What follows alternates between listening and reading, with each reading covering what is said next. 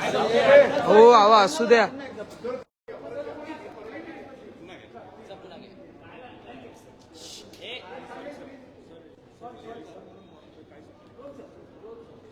काँग्रेसच्या अधिकृत पेजवरून आमच्या नेत्या राष्ट्रवादी काँग्रेस पक्षाच्या राष्ट्रीय अध्यक्षा या महाराष्ट्राच्या पहिल्या महिला उपमुख्यमंत्री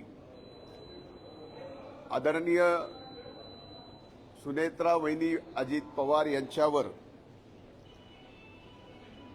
जी टीका केली, ज्या पद्धतीनं त्या पेजवर वक्तव्य केलं, ते वक्तव्य काँग्रेसच्या मनात महाराष्ट्राच्या पहिल्या महिला मुख्यमंत्री सुनेत्रा वहिनी झाल्या त्याबाबत किती द्वेष आहे, किती घृणा आहे, हे त्या वक्तव्यातून या ठिकाणी स्पष्ट होतं. काँग्रेसनी खरं तर त्यांचा इतिहास असं त्यांच्या अधिकृत पेजवरून वक्तव्य पहिल्या महिला उपमुख्यमंत्र्यावर करण्याच्या ऐवजी जर इतिहास पाहिला असता तर स्वर्गीय इंदिराजी ज्यावेळेस पहिल्यांदा देशाच्या महिला प्रधानमंत्री झाल्या त्यावेळेस त्यांच्या बाबतीतही असंच वक्तव्य तत्कालीन विरोधी पक्षांनी केलं. पण स्वर्गीय इंदिराजींनी देशाचं पंतप्रधान म्हणून ज्या पद्धतीनं कणखर काम केलं त्याच्यापेक्षाही चांगला अनुभव येणाऱ्या काळात या महाराष्ट्रात आमच्या नेत्या या राज्याच्या पहिल्या महिला उपमुख्यमंत्री सुनेत्रा वहिनी या ठिकाणी करून दाखवणार आहे. आणि तेच भीती, तेच आमच्या वहिनी साहेबांचा द्वेष हे काँग्रेसच्या त्या पेजवरून आपल्याला पाहायला मिळाला. खरं तर तो बीडचा दौरा आदरणीय सुनेत्रा वहिनी साहेबांचा बीडचा पालकमंत्री म्हणून होता. 24 तारखेला 5 वाजल्या संध्याकाळी 5 पासून ज्या बैठका चालू झाल्या त्या 11 वाजेपर्यंत, दुसऱ्या दिवशी सकाळी 7 वाजल्यापासून डीपीडीसीची बैठक संपून इतर बैठका संपून अधिकृतपणे बीड जिल्ह्याच्या सर्व वर्तमानपत्राच्या प्रतिनिधीला, प्रेसला, माध्यमांच्या प्रतिनिधीला हे सुस्पष्टपणाने पत्र दिलं होतं की पत्रकार परिषद नाही तर बैठकीमध्ये एकूण जे कामकाज झालं त्याचं निवेदन आदरणीय सुनेत्रा वहिनी साहेब या ठिकाणी करतील. आणि ते निवेदन वहिनी करत असताना आपण पूर्ण जर ती प्रेस पाहिली तर लक्षात येईल, निवेदन करत असताना सुद्धा आपलं संबंध दुःख विसरून त्या या महाराष्ट्राच्या मायबाप जनतेची सेवा करायला आज उतरल्यात. आणि निवेदन करताना ज्यावेळेस दादांचे 2 कामांच्या संदर्भात विषय आला त्यावेळेस वहिनी सुद्धा अतिशय भावनिक झाल्या. मी त्यांच्याकडे पाहिल्यानंतर मला असं वाटलं की त्यांचा हुंदका बाहेर येतोय का, म्हणून त्यानंतर बोलल्यानंतर माध्यमाचे प्रतिनिधी प्रश्न विचारत होते तर मी त्यांना म्हणलं की आपण आता थांबायला पाहिजे, कारण हा प्रश्न उत्तराची प्रेस नाही. अधिकृतपणे हे सांगितलेलं आहे, हे पत्र अगोदरच दिलेलं आहे की हे फक्त निवेदन करण्यात येईल, प्रश्न उत्तर पत्रकार परिषद नाही, फक्त निवेदन करण्यात येईल. हे सुद्धा माध्यमांनी लक्षात घ्यावं. आणि म्हणून या ठिकाणी मी स्वतः प्रेसला म्हणलं की आपण लक्षात घ्या, पहिल्यांदा पालकमंत्री म्हणून आल्यात, अतिशय भयंकर दुःख पचवून त्या या ठिकाणी मायबाप जनतेची सेवा करायला आणि दादांचं सामान्य माणसाबद्दल असणारं प्रेम, त्यांच्या प्रती असणारं निष्ठा, त्याचा वारसा चालवायला त्या पुढे आलेल्या आहेत. त्यामुळे आपण सुद्धा त्या ठिकाणी तेवढं थोडंसं भावनिक होऊन थांबायला पाहिजे होतं निवेदन झाल्यावर. पण स्वाभाविक आहे, बीड जिल्ह्याच्या माध्यमांच्या बाबतीत मी स्वतः ट्विट केलं की 90 नाही 95% प्रतिनिधी प्रिंट इलेक्ट्रॉनिक मीडियाचे अतिशय चांगलं काम करतात, फेअर काम करतात. पण काही मंडळींना मात्र बीड जिल्ह्याचं वातावरण सहजासहजी निवळू द्यायचं नाही. जातीपातीचं ज्या पद्धतीचं राजकारण चालू ठेवायचंय त्याच्यासाठी ते तुझबरही त्यांचे प्रयत्न कमी पडू देत नाहीत.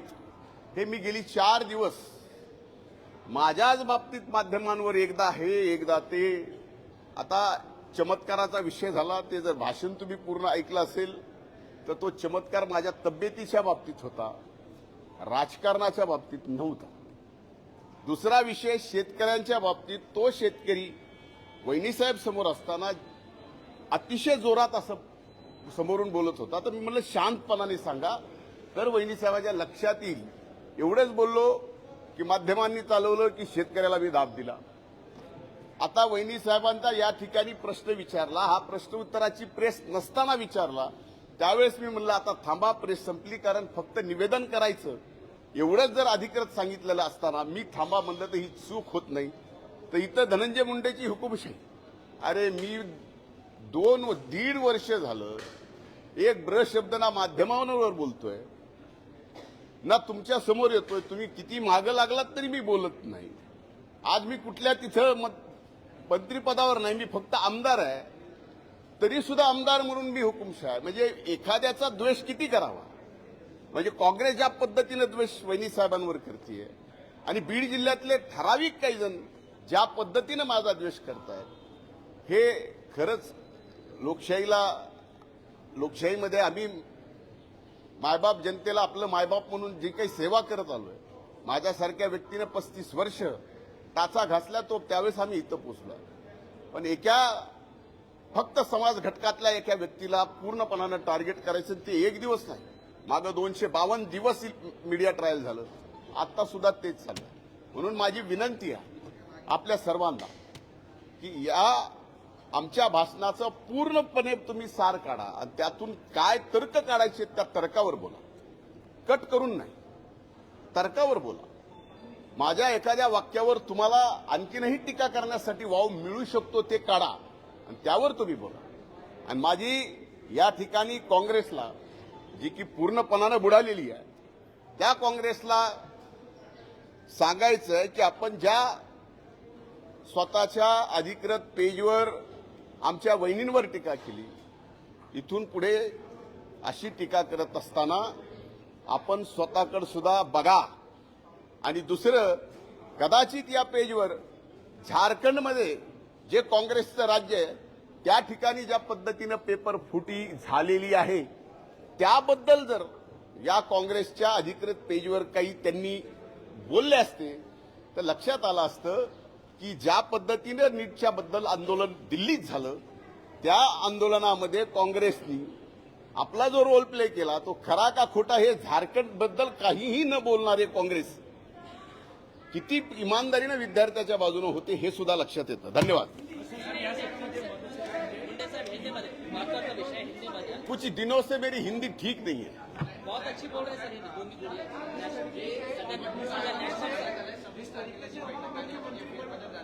त्या संदर्भातल्या पत्राच्या निमित्तानं अनुषंगाने आणखी एक निवेदन त्या ठिकाणी देण्यास सांगण्यात आलेलं आहे. कसं पाहता, पक्षाच्या अडचणी वाढत आहे? नाही, या बाबतीमध्ये आमचे वरिष्ठ नेते आदरणीय कार्यकारी अध्यक्ष प्रफुल्लभाई पटेल, आदरणीय तटकरे साहेब,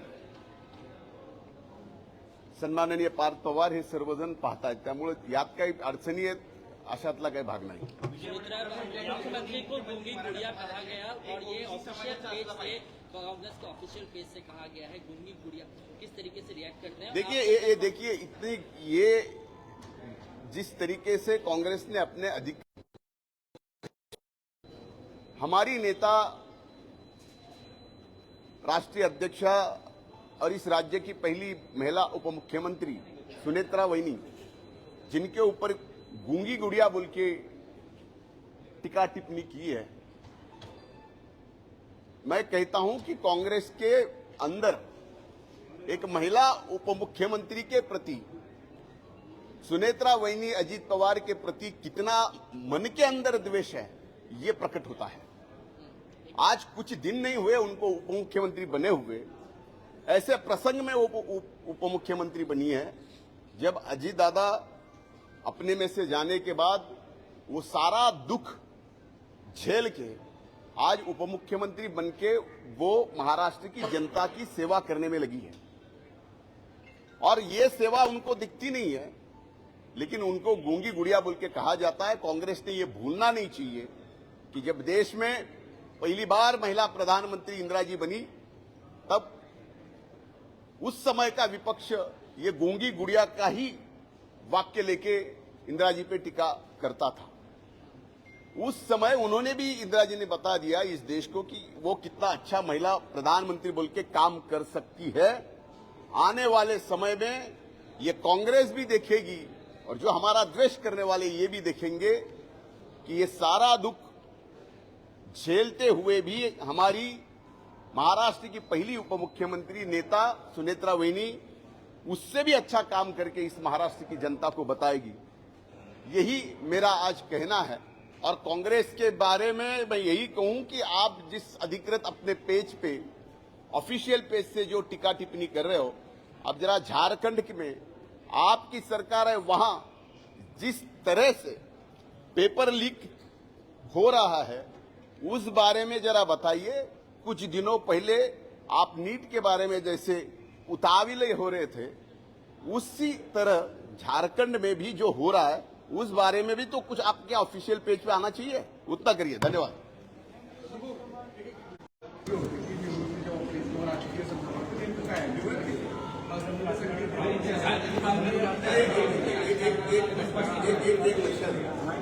एक व्यक्ती म्हणून 252 दिवस आजही काहीही दिसत नाही, सर्वांना एकच व्यक्ती दिसते। त्या व्यक्तीला मी समाजकारणाचा, राजकारणाचा माझ्यावर त्या बाबतीतले द्वेष काढून काहीही टीका करावी मला मान्य,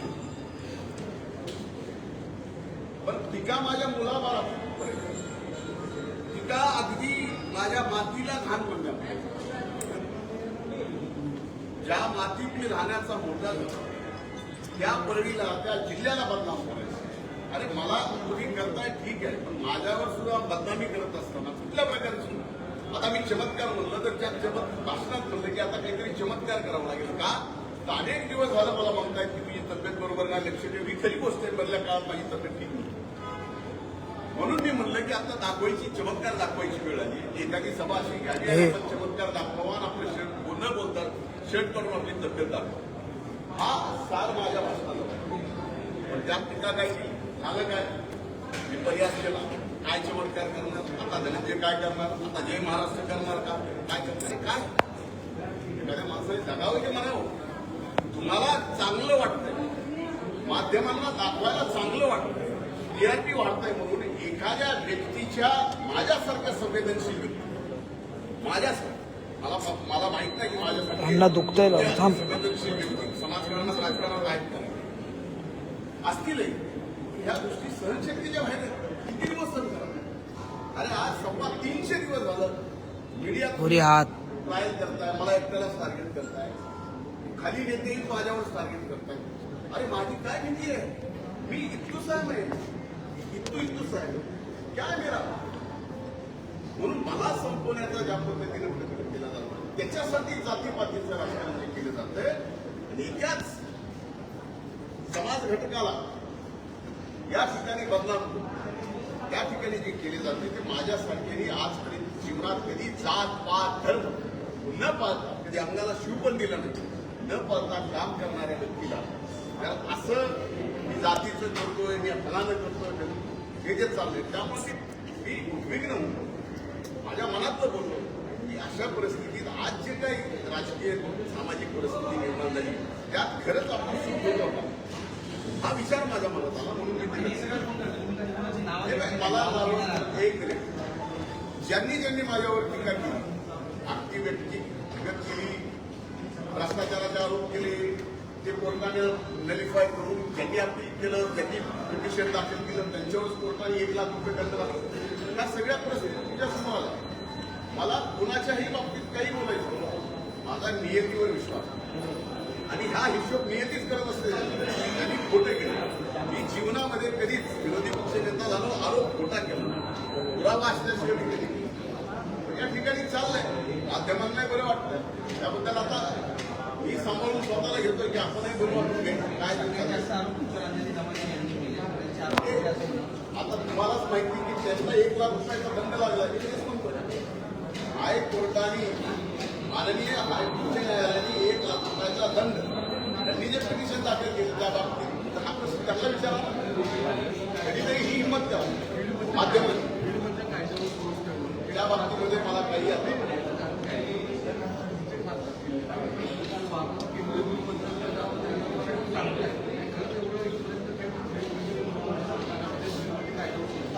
बघा, आज या बाबतीत मला काही बोलायचं येणारा काळ हे दाखवतो.